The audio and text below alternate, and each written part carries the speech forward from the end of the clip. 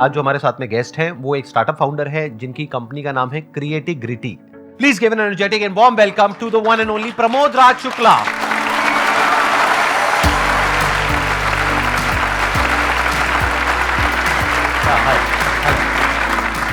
Please have a seat, बैठिए। आपसे तो मैं पहले भी मिला हूं। यस, आप पहले मिले हैं और मैं इसी ऑडियंस में बैठा था, उस यहाँ पे बैठा था और आपको वहां से देख रहा था। अच्छा, अमरीश के साथ में आया था। ओह गॉट इट। अमरीश भारती के साथ आप आए थे? Yes. हाँ, मैं वही सोच रहा हूँ, मैं आपसे मिला हुआ हूँ। हाँ, एज असिस्टेंट आया था मैं। हाँ, अरे good to know that ji, and finally you are here as a guest. My pleasure sir, thank you so good much. To meet you. थोड़ा सा आप अपने बैकग्राउंड के बारे में बताइए कि आपने कब शुरू किया, कैसे किया? मुझे एक कंपनी स्टार्ट करनी थी बच्चों के लिए, जो हमारे यंगस्टर्स हैं, जो कि टीयर 2 टीयर 3 सिटीज़ में हैं और उनके पास एजुकेशन नहीं है, वो स्ट्रगल कर रहे हैं। कम्युनिकेशन स्किल्स उनके पास काफ़ी अच्छी है लेकिन उनके पास जॉब नहीं है। तो मैं सोचा कि एक ऐसी कंपनी स्टार्ट करनी है मुझे जो कि एम्प्लॉयमेंट क्रिएट कर सके। वो मेरा ऑब्जेक्टिव था। उससे पहले आप क्या कर रहे थे? कहीं पे जॉब कर रहे थे? हाँ, उससे पहले मैं सीनियर वाइस प्रेसिडेंट था एक यूएस बेस्ड कंपनी में, जहाँ पे मैं $40 मिलियन का पोर्टफोलियो मैनेज कर रहा था। और वहाँ कितने टाइम तक रहे थे आप? वहाँ 3.5 साल तक मैं था। अच्छा, हाँ, ओके। तो then you came back to India? हाँ, वो स्टार्ट इसी से हुआ था कि मैंने एक हायरिंग की वहाँ पे, जिसके पास डिग्री नहीं थी। तो वहाँ पे कंपनी के प्रोटोकॉल्स थे कि आपने बिना डिग्री के कैसे हायर कर लिया। मैंने कहा उसके पास टैलेंट है यार, उसको अच्छी बात है ना उसको। वो प्रॉब्लम हो गई, मैंने कहा ठीक है, let me go back to India, I will start my own company and I will try to give lot of employments to people who are not having the education system and all. फिर आपने उसके बाद में next step क्या था? आप India वापस आ गए? इंडिया वापस आ गया और 6 महीने मैं बिल्कुल खाली बैठा क्योंकि मैंने जॉब छोड़ दी थी वहाँ पे। और अचानक से मेरे यूएस में एक इंसिडेंट हुआ था। मैं एक क्लब में बैठा हुआ था, तो मैं वहाँ पे डांस वांस कर रहा था। तो वहाँ पे एक हमारे जो पार्टनर हैं अभी एक यूएस में, उन्होंने मुझे देखा, उनको मेरा डांस बहुत पसंद आया, तो उन्होंने अपना कार्ड एक्सचेंज किया था कि कभी काम करेंगे साथ में। तो मैंने उनको रैंडमली कॉल किया कि ऐसी सी बात है और मैं अपना काम स्टार्ट करना चाहता हूँ। तो उन्होंने कहा लेट्स डू इट, और उन्होंने वो मुझे अपॉर्चुनिटी दी कि अपना एक कंपनी स्टार्ट करो। तो वो 3 पॉइंट सोल्यूशन यूएस में बेस्ड है और क्रिएटिग्रिटी टेक्नोलॉजीज इंडिया बेस्ड है हमारी।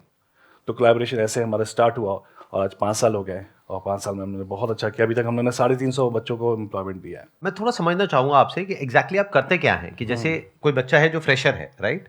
फ्रेशर मतलब डिग्री है या नहीं है? डिग्री नहीं है, नहीं है, मुझे से फर्क नहीं पड़ता। कम्युनिकेशन होनी चाहिए क्योंकि हमारा यूएस का प्रोसेस है। अच्छा, कम्युनिकेशन स्किल्स होनी चाहिए और बाकी हम लोग उनका सब कुछ ट्रेन करते हैं खुद ही। मैं खुद ही ट्रेनिंग करता हूँ सब बच्चों की, क्योंकि मेरी जो लाइफ जर्नी रही है काफ़ी स्ट्रगल किया है मैंने अपनी लाइफ में। क्योंकि मैं बिहार से हूँ, एक छोटे से गाँव से हूँ, मुंगेर, तो वहाँ से एक जर्नी स्टार्ट की है। यहाँ पे एक बात है सीखने वाली हम सबके लिए बहुत इंपॉर्टेंट, कि you must always ask in entrepreneurship. The problem is we usually don't ask and assume कि यहाँ तो कुछ होने वाला है नहीं। जैसे फॉर एग्जाम्पल इन्होंने अपना जो एग्जाम्पल दिया उसमें से एक बात आपने सीखी कि ऐसे ही किसी के साथ में क्लब में मिले और उससे इन्होंने पूछा कि क्या कुछ किया जा सकता है। देयर वाज अ 90% पॉसिबिलिटी कि सामने से जवाब आता कि नहीं किया जा सकता, बट 10% पॉसिबिलिटी थी कि शायद आगे से सामने वाला इंसान बोलता कि हाँ कुछ किया जा सकता है। और वही हुआ इनके केस में। क्यों हुआ? क्योंकि इन्होंने पूछा। अगर पूछते नहीं तो ऐसा होता भी नहीं। तो बहुत बार हम लोग एक्सक्यूज तो देते हैं बिजनेस करते वक्त कि मेरे पास में ये नहीं है, मेरे पास में वो नहीं। आपने पूछा किसी से?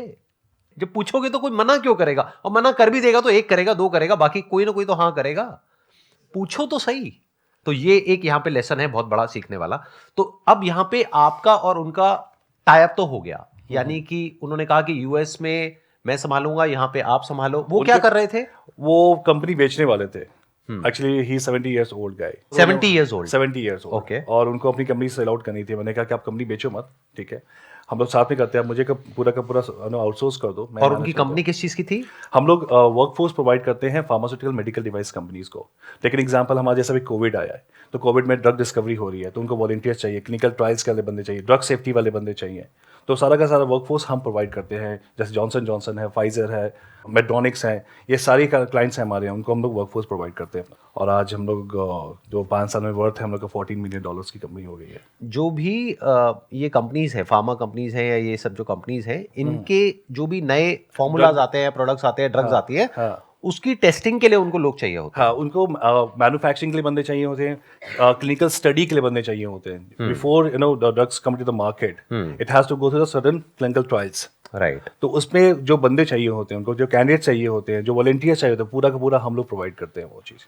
तो आप लोग उनको अभी फिलहाल इंडिया में प्रोवाइड कर रहे हैं, राइट? नहीं, मैं इंडिया से यूएस में ही प्रोवाइड कर रहा हूँ उनको। मतलब हमारी टीम बैठती है इंडिया में, हमारे पास ऑलमोस्ट 5000 लोगों का डेटाबेस है वहाँ पे जहाँ पे डॉक्टर्स भी हैं, केमिस्ट भी हैं, मैन्युफैक्चरिंग इंजीनियर्स भी हैं, तो यहाँ से टीम उनसे कोऑर्डिनेट करती है कि कुछ प्रोजेक्ट्स उनको प्लेस करना है। सपोज हमारे पास 5 प्रोजेक्ट्स आ गए राइट। और हमारे पास 5 बंदे हैं, तो उनसे बात करना, उनको समझाना कि ये प्रोजेक्ट्स में ये हमारा ड्रग डिस्कवरी चल रही है, आप यहाँ पे इंटरेस्टेड हो यहाँ पे जाने के लिए, तो वहाँ पे उनको प्लेस करते हैं, वहाँ जाते हैं, उनका इंटरव्यू होता है, फिर they start the process. Same जो आप बिजनेस मॉडल बता रहे हैं उसको क्या कोई भी आसानी से रेप्लिकेट कर सकता है या फिर उसमें कहीं पे कुछ मुश्किल आने वाली है? थोड़ा सा प्रॉब्लम ये आ सकती है, उनको यूएस एफडीए गाइडलाइन का जो प्रोटोकॉल्स है वो फॉलो करना पड़ेगा बहुत ज़्यादा, उसकी नॉलेज बहुत अच्छी होनी चाहिए।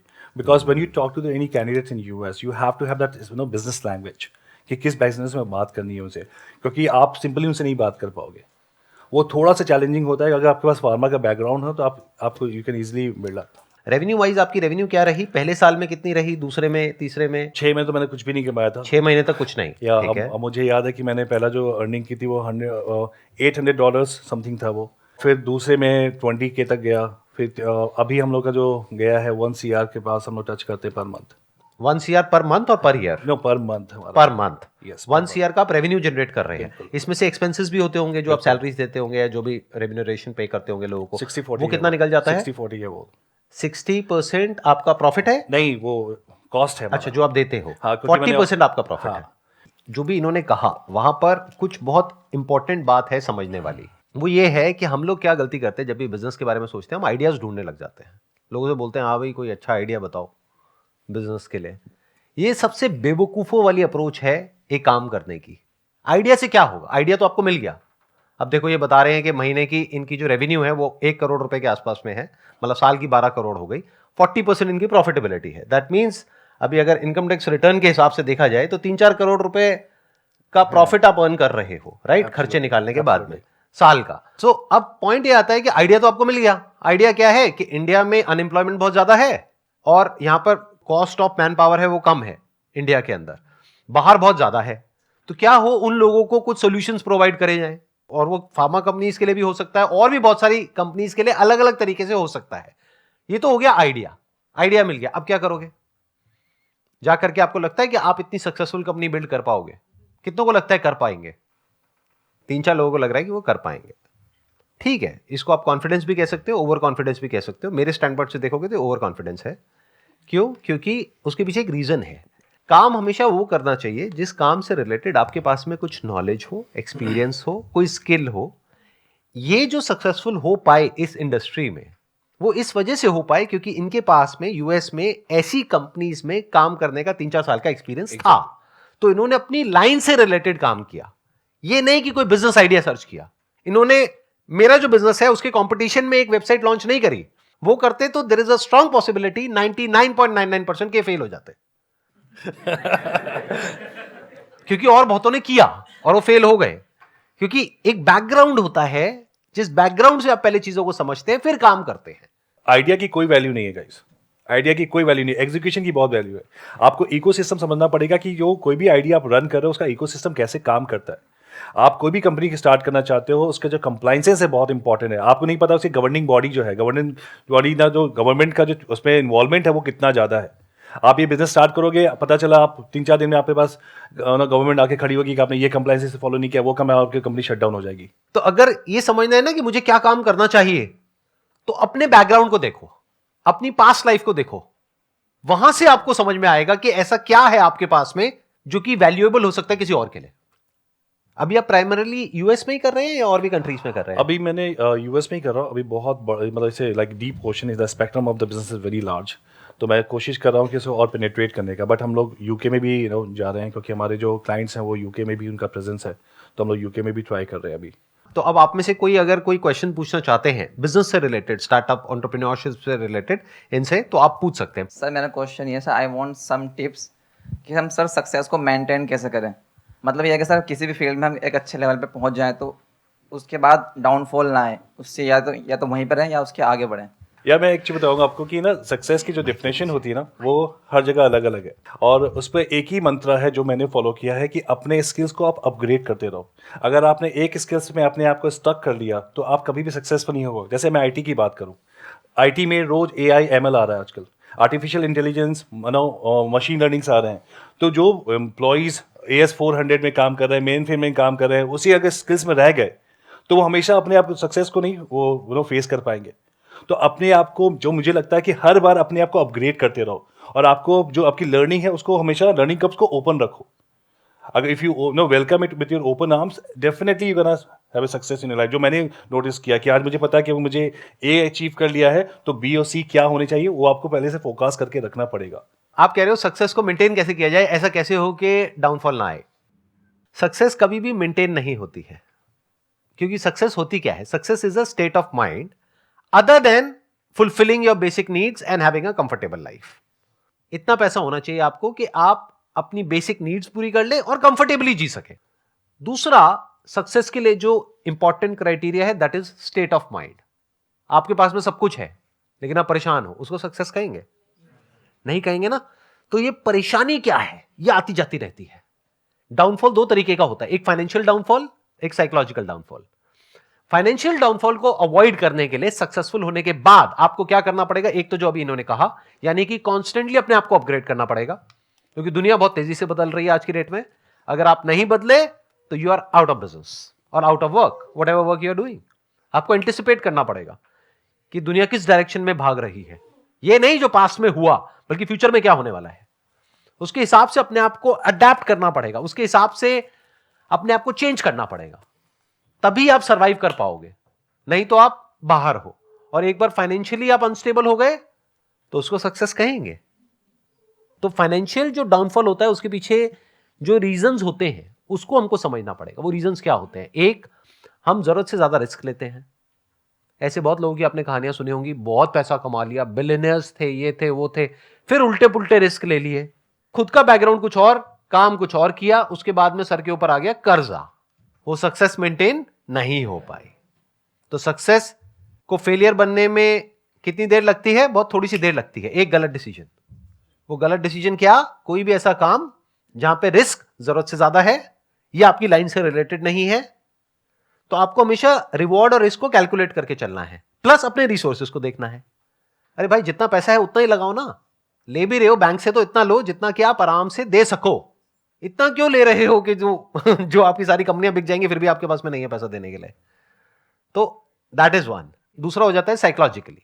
साइकोलॉजिकली ऐसा कैसे हो कि हमारी जो सक्सेस है वो मेंटेन हो पाए? ऐसा कभी नहीं होगा. साइकोलॉजिकली सक्सेस का मतलब है ग्रोथ, नॉट अचीवमेंट. जैसे फॉर एग्जाम्पल, आप एक बहुत अच्छे एक्टर हो और 20 साल पहले आपने कोई बहुत बड़ा अवार्ड जीता था, उसको अपने कमरे में लगाया हुआ है, उसको देखे जा रहे हो, खुश हुए चले जा रहे हो. क्या वो सक्सेस है? 20 साल पहले आप क्या कर रहे थे दैट इज नॉट इंपॉर्टेंट. आज क्या कर रहे हो दैट इज इंपॉर्टेंट. क्या आप आज काम कर रहे हो, आज अपने काम में ग्रो कर रहे हो, आज कुछ नया कर रहे हो, कुछ अलग कर रहे हो, या वही जो 20 साल पहले आपने किया था उसी को रिपीट कर रहे हो? तो साइकोलॉजिकली जो डाउनफॉल है, जिसको फेलियर भी आप बोल सकते हो चाहो तो, but psychologically ups and downs चलते रहते हैं. सब कुछ होता है आपके पास में फिर भी मूड खराब होता है. कई बार कुछ भी नहीं होता है फिर भी मूड अच्छा होता है. कई बार बहुत सक्सेसफुल हो जाते हो तब भी लगता है कि ये क्या हो गया, ये तो मैं फंस गया. मतलब लड़की ने हाँ बोल दिया फिर भी लग रहा है कि ये क्या हो गया. और कई बार किसी ने ना बोल दिया तब भी अच्छा लग रहा है अंदर से, चलो बच गया. तो success is just a state of mind as far as psychological success is concerned. It's just your point of view, how you are looking at life. तो साइकोलॉजिकली डाउनफॉल आना ही आना है. इस गलतफहमी में मत रहना कि कभी डाउनफॉल नहीं आएगा. सबकी लाइफ में अप्स एंड डाउन्स आते हैं. बाहर क्या चल रहा है उससे मैटर नहीं करता है, अंदर क्या चल रहा है वो बिल्कुल अलग होता है in most of the cases उससे जो बाहर चल रहा होता है.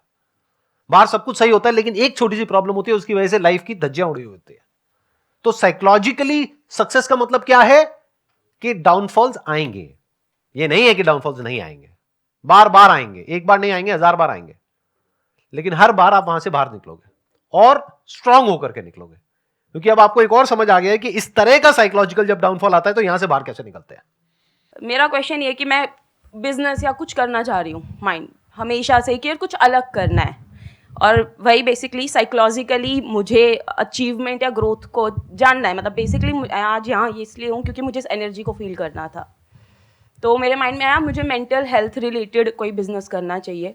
तो इज इट ओके इस तरीके के टॉपिक से रिलेटेड बिजनेस करना? What she is saying is कि क्या मेंटल हेल्थ से रिलेटेड भी बिजनेस किया जा सकता है? आपके क्या थॉट्स हैं इसके बारे में? बिल्कुल किया जा सकता है और काफ़ी लोग कर रहे हैं. अगर आप बैंगलोर में देखिए, मैं पॉडकास्ट भी करता हूँ और मैं पॉडकास्ट में 2-3 लोगों का मैंने इंटरव्यू किया है. वो मेंटल हेल्थ पे एप्स रन कर रहे हैं जहाँ पे वो साउंड हीलिंग कर रहे हैं, म्यूजिक हीलिंग कर रहे हैं.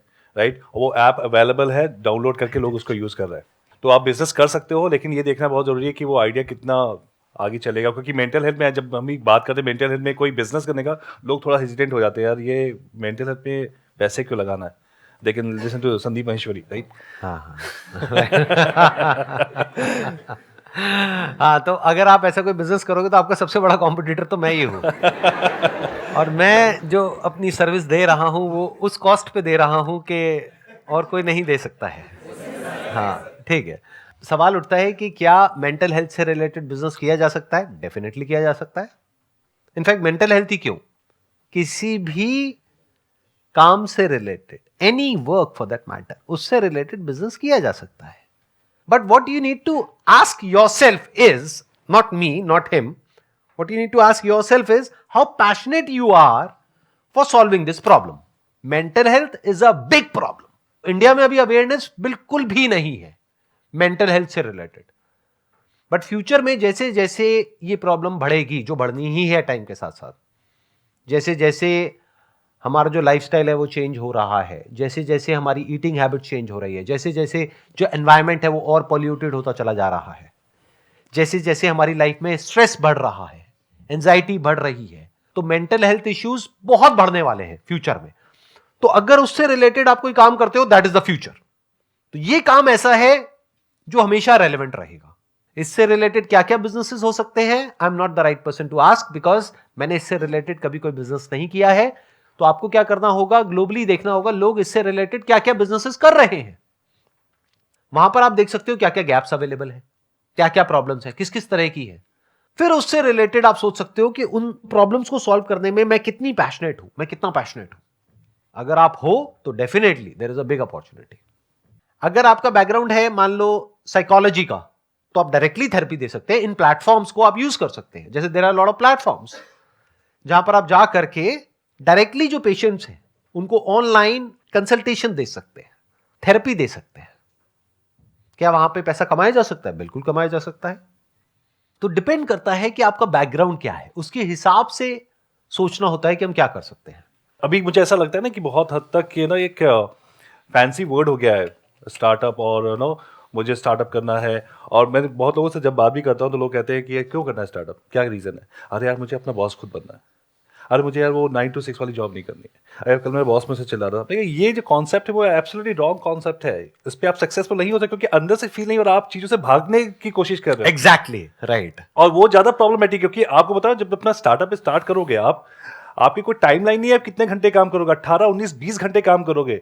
मैं कभी सोचता हूँ यार मैं जॉब में था जब मैं ज़्यादा खुश था, आज 100 लोगों की 200 की सैलरी पे करनी है, फैमिली मेरी इतनी बड़ी है, उनकी सैलरी जानी है टाइम पे, उसके लिए आपको दिन रात मेहनत करनी पड़ेगी, दिन रात। तो ये जो कॉन्सेप्ट है ना कि आइडिया या कुछ नया करते हैं, करो, अच्छी बात है, बहुत अच्छी बात है अगर आपके पास आइडियाज आ रहे हैं, लेकिन वो फील होना चाहिए अंदर से, वाकई मुझे करना है। SWOT एनालिसिस हमने सुना है, SWOT, SWOT analysis, strength, weaknesses, opportunities and threat. कोई भी फील्ड में आप कुछ भी काम करो, SWOT एनालिसिस जरूर करो, उसको पॉइंट्स लिखो कि आपकी क्या स्ट्रेंथ है, तो आपको पता चले क्या अपॉर्चुनिटीज आपको मिलेंगी, आपकी वीकनेसेस क्या है, आपको थ्रेट्स पता चलेंगे, अच्छा ये मुझे नहीं करना चाहिए। आप करके देखो, आप सक्सेसफुल हो गए होगे। ये बहुत ही मतलब कॉमन चीज है जो कि सबको करना चाहिए सर, जो आप हमेशा बोलते हैं कि लिखो, सोचो, समझो। अभी जो आपने क्वेश्चन पूछा उससे रिलेटेड एक बहुत ही सिंपल सा आइडिया आया मेरे माइंड में कि अगर मैं आपकी जगह होऊंगा तो क्या करूंगा। आज की डेट में बहुत सारे सोशल मीडिया प्लेटफॉर्म्स हैं, जैसे फॉर एग्जांपल फेसबुक है। फेसबुक पे ग्रुप बनाना, क्या उसके पैसे लगते हैं? नहीं लगते, कोई भी बना सकता है। तो क्या हो अगर आप एक ऐसा ग्रुप बनाओ जहां पे धीरे धीरे मैनुअली आप लोगों को इन्विटेशन भेजो, धीरे धीरे लोग ऐड हो, धीरे धीरे कॉन्वर्सेशन शुरू हो, धीरे धीरे लोग वहां पे पोस्ट करना शुरू करें, वो ग्रुप धीरे धीरे बड़ा होता चला जाए विद टाइम। एकदम से नहीं होगा, 1-2 दिन में नहीं होगा, कुछ महीने लगेंगे, हो सकता है 1-2 साल भी लग जाए। पर जब वो ग्रुप बड़ा हो जाता है, फिर आप उनको बोलो कि हम ऑफलाइन मिलेंगे, तो उसके लिए एक जगह हायर करनी पड़ेगी जहां पर सब लोग बैठेंगे और बैठ करके अपनी अपनी प्रॉब्लम्स शेयर करेंगे एक दूसरे से। ये ग्रुप्स उनके भी हो सकते हैं जो मेंटल हेल्थ से सफर कर रहे हैं, उनके भी हो सकते हैं जो कोई पर्टिकुलर बीमारी की वजह से प्रॉब्लम में है, फॉर एग्जांपल कैंसर पेशेंट्स हैं, उनका भी ग्रुप बन सकता है। तो क्या हो अगर उस ग्रुप के आप एडमिन हो और अब आप कहते हो उनको सबको कि हम इस दिन यहां पर इस सिटी में मिलेंगे, इस वेन्यू पर। उस वेन्यू के जो हायरिंग चार्जेस हैं वो नॉमिनल इतने हैं, बस 500 रुपए देना है एक इंसान को। उस ग्रुप में मान लो 1000 लोग हैं और 10 लोग भी आते हैं, और वो 500 रुपए भी देते हैं, तो 5,000 रुपए आ गए आपके पास में। मान लो जिस जगह पे आपने वो किया वहां पे आपने 2,000 रुपए दिया, 2,500 रुपए दिया, तो 2,500 रुपए की आपकी कमाई नहीं हो गई? क्या ये किया जा सकता है या बहुत मुश्किल लग रहा है करने में? क्या इसमें बहुत इन्वेस्टमेंट है? तो हम करते क्यों नहीं ऐसा कुछ? क्योंकि ऐसा कभी सोचते ही नहीं है। सोचते क्यों नहीं है? क्योंकि ऐसा सोचना कभी सीखा ही नहीं है। सीखा क्यों नहीं है? क्योंकि किसी ने सिखाया ही नहीं है। You need to think out of the box कि क्या किया जा सकता है, कैसे किया जा सकता है। और ये जो मैं बोल रहा हूं ये कोई थियोरेटिकल बात नहीं है। ऐसे हजारों लाखों ग्रुप्स ऑलरेडी बने हुए होंगे जिसमें से बहुत सारे ग्रुप्स बहुत सक्सेसफुल होंगे और बहुत सारे लोग इस तरीके से काम कर रहे होंगे। और सिर्फ इतना ही नहीं, इन ग्रुप्स में जो लोग होते हैं उनकी कुछ स्पेसिफिक नीड्स होती हैं, कुछ प्रोडक्ट्स की, कुछ सर्विसेज की। उसके लिए आप उनको कनेक्ट भी कर सकते हैं ना। वहां पे एफिलिएट मार्केटिंग बीच में आ जाती है। वो पता है क्या होती है कि अगर आप उनको लिंक देते हैं कि ये एक प्रोडक्ट है जो यहां पर अवेलेबल है, इसको मैंने यूज किया अपनी इस प्रॉब्लम के लिए और मुझे बहुत बेनिफिट हुआ, और उसके बारे में अगर उस ग्रुप में बात होने लग जाए तो उस लिंक पे जब भी कोई क्लिक करके जाएगा और उस प्रोडक्ट को खरीदेगा तो उसमें एक एक्स अमाउंट आपको मिलेगा। इसको एफिलिएट मार्केटिंग बोलते हैं। वो खरीदेगा उस वेबसाइट से, यानी मान लो अमेजॉन से या फ्लिपकार्ट से या कहीं से भी, पैसा आपको भी मिलेगा। ये एक और रेवेन्यू मॉडल आ गया। You getting where I am coming from. और ये सब कुछ आप जॉब के और पढ़ाई के साथ साथ भी कर सकते हो। यानी कि वहां से उतना पैसा आने लग गया जितना कि आप अभी अपनी जॉब से कमा रहे हो, उससे ज्यादा आने लग गया, मानो महीने का 20-30 हजार, 50 हजार, वॉट तो आपने जॉब छोड़ दी और फुल टाइम यही कर लिया। Wish you all the very best. Thank you so much for coming and thank you so much जी यहां पर आने के लिए। It was pleasure meeting you and pleasure talking to you. Big round of applause for him.